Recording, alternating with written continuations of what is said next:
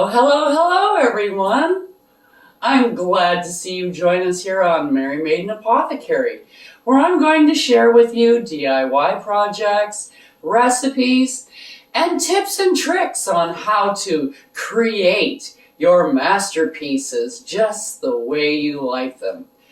And to also help you rid your home of some chemicals and additives and preservatives and things that you just don't necessarily need in everyday products that you buy at the grocery store.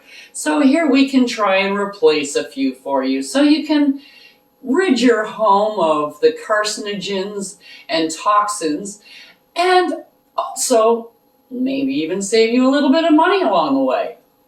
So come join me on this journey and let's whip something up.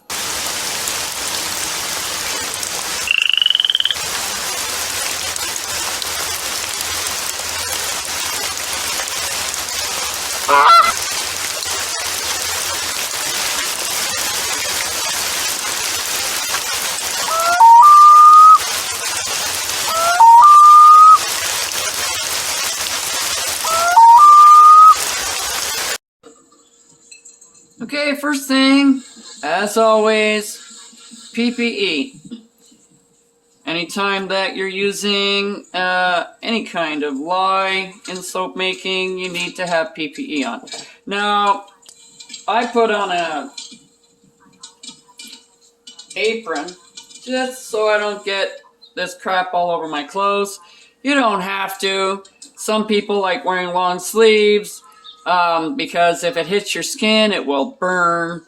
But you know, you want to put on glasses and a pair of gloves because your hands are going to be in there, and if it splashes up into your eyes, well, enough said. All right, so we're going to put on our little glovies here, and we have on tap, already measured and ready to go, our olive oil, because we are making a cold process 100% Castile soap. That means there's only olive oil, which is 250 grams of olive oil, and water, which is right here, which is 94 grams of water, and your potassium hydroxide, which is what we're going to use for our liquid soap, and that is 45 grams, which we're going to measure out now.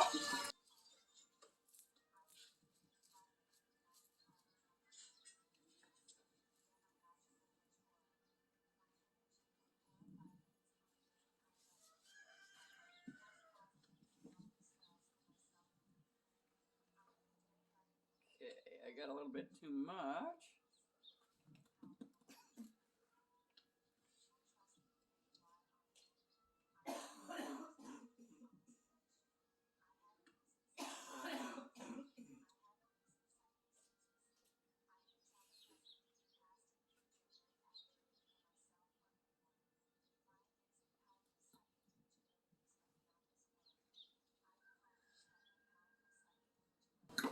Wow, there we go, 45.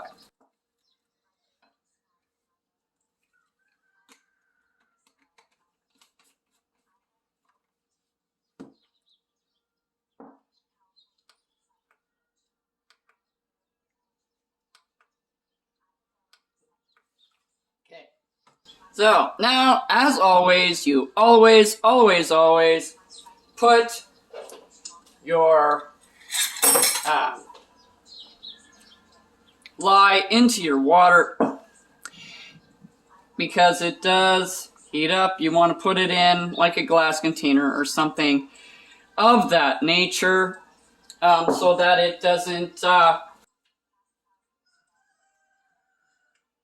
melt your container. So you want to pour it in, and you do get fumes.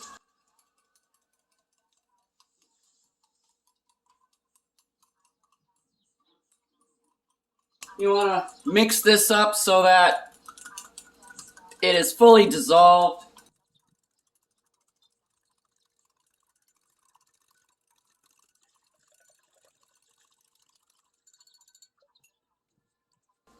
Okay. We'll get our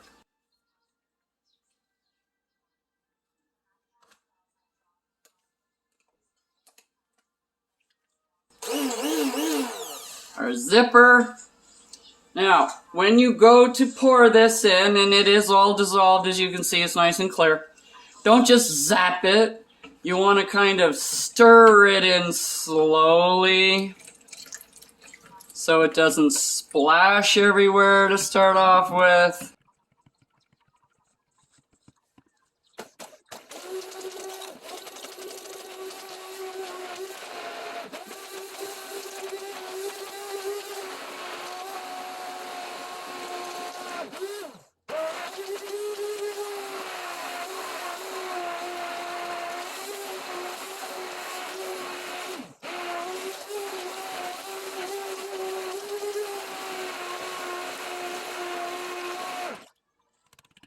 And, you know, like I said in the intro, this is going to take a while.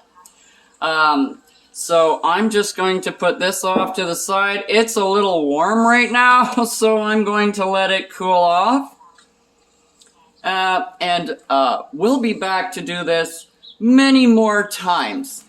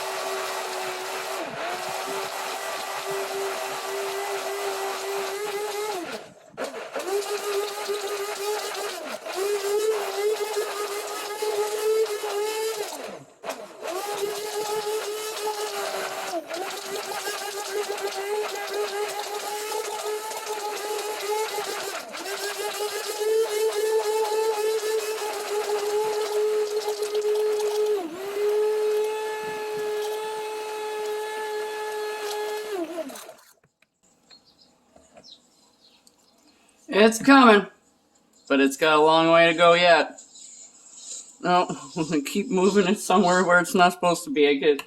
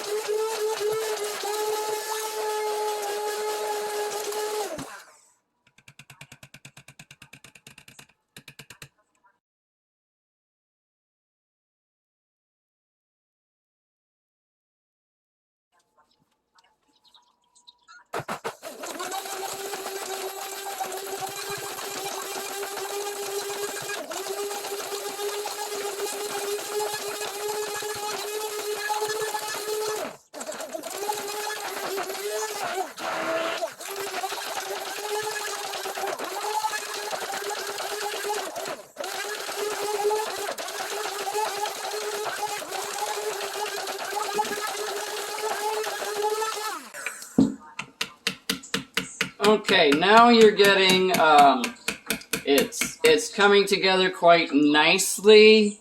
This is hot again, so I'm going to stop it for a while. It did not separate. I didn't see any separations the last time.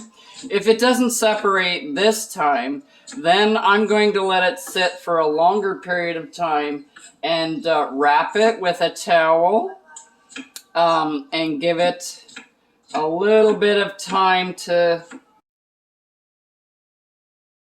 saponify and come together, because we want this. It's going to be transparent at the end, and you'll never know it by looking at it now. But you need to keep blending it together until it doesn't separate for a while, and then you can do that. Sometimes it'll take longer than other times. It all depends. Now, as you can see, inside the ball, it's kind of becoming transparent, more transparent on the inside. We still need to stir it, but it's coming along. This is after letting it sit for an hour, and now I'm going to stir it a little bit more, and then I'm going to let it sit for another hour, and we'll see how that's going to go.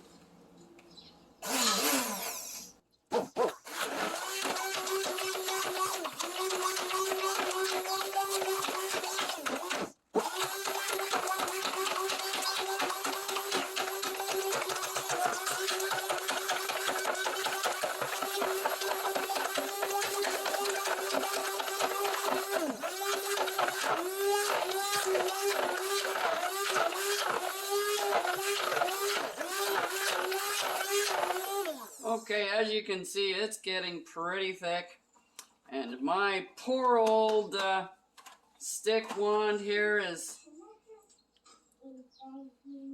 getting really hot. So I'm just going to get the majority of this out of here.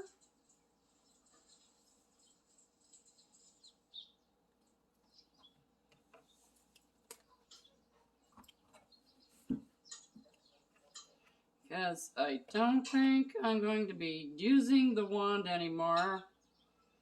It's just too thick, and it should be just fine at this point, being this thick. And it started becoming transparent, so I think this will be a good spot to let it sit and finish cooking, so to speak. I'm going to wrap it up in a towel.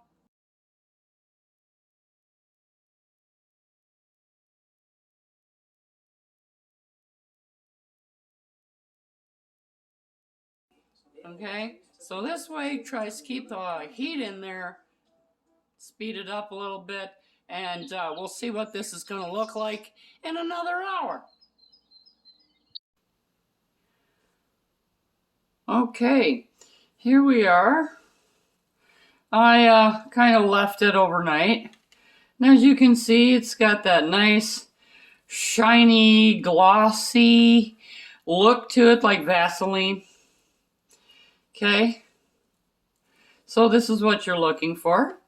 Now, to make sure that it is all saponified, we're just going to take a little sample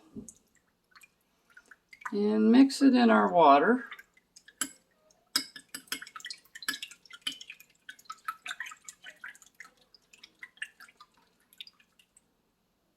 Okay, we got some bubbles, and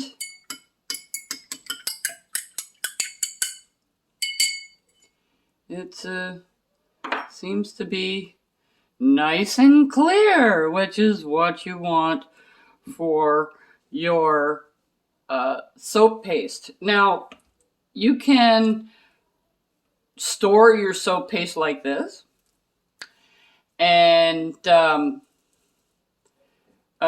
like just take out as much as you need at the time, and then use it that way, or you can dilute it all right now, which is you can totally do that. And to do that, you need, so you have options. You can use just water to dilute this with. But most people, like, this is just plain Castile soap. And what I'm going to use it for is I'm going to use it for my other recipes when it calls for Castile soap. So this is what I'm making it for. So I'm not putting anything else in it. But if you want to use this as a nice soap that you can use for, washing your hands or something like that, a sink side soap, you can totally use this.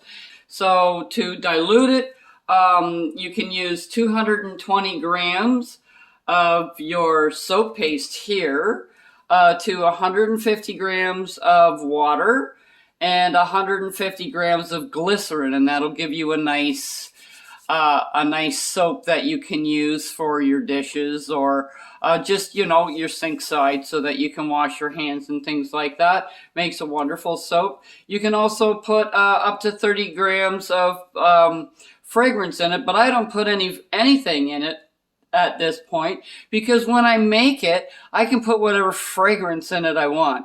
So if I want, let's say this one to be lavender because I want it in my private, my ensuite bathroom, and I like the smell of lavender, that'd be great. But, out in the kitchen, you want something that's going to clean your hands. Maybe you can use lemon or maybe another citrus like a bergamot or something like that, which is fine. But you do have your options. So that's all for today.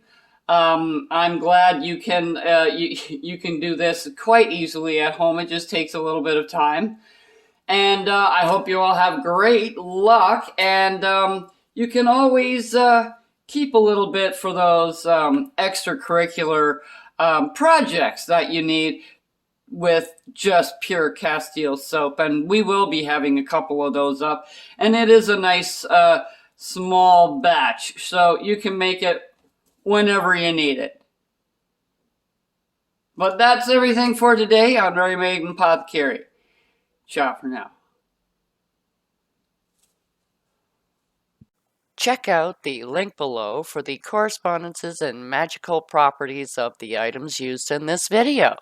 And don't forget to like, subscribe, and hit that notification button so you don't miss any witchy content our three sisters have brewing for you here on The Witch's Inn.